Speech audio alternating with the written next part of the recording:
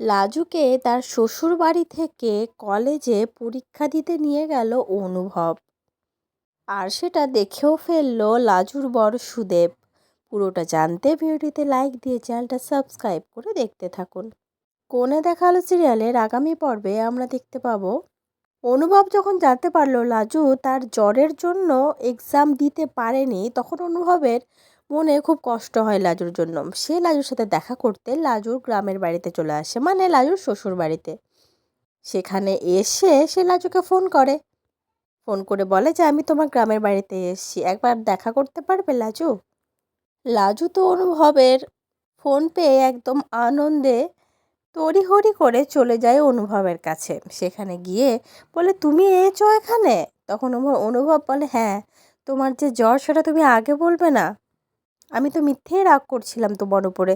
চলো, তোমার এক্সাম আছে তো, চলো আমি তোমাকে নিয়ে যাব।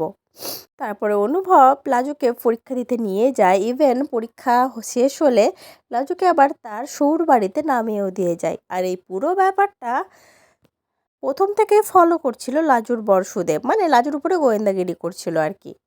তারপরে লাজুকে যখন জিজ্ঞেস করে তুই কি করে আসলি, তখন লাজু বলে কেন, আমি একা আসতে পারবো না? তোমাকে তো বলেছিলাম যেতে, তুমি তো গেলে না, তাই আমি একাই আসলাম। তখন সুদেব এক থাপ্পড় মারে লাজুকে, বলে তুই মিথ্যে কথা বলছিস, আমি সব জানি তুই কার সাথে আসলি, আমি সব দেখেছি। তখন লাজু বলল তোমাকে তো যেতে বললাম, তুমি গেলে না, আমি এই শরীর নিয়ে কেমন করে আসবো?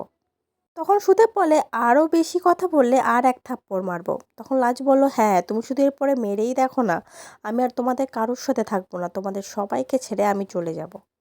এই বলে লাজু সামনের দিকে হাঁটা দেয়, আর সুদেব আর সুদেবের মা পিছন থেকে শুধু দাঁড়িয়ে দাঁড়িয়ে সবটা দেখে। তো বন্ধুরা, কি মনে হচ্ছে, লাজু কি এবার সত্যি সত্যি তার শ্বশুরবাড়ি ছেড়ে নতুন কোনো পথের উদ্দেশ্যে রওনা হলো?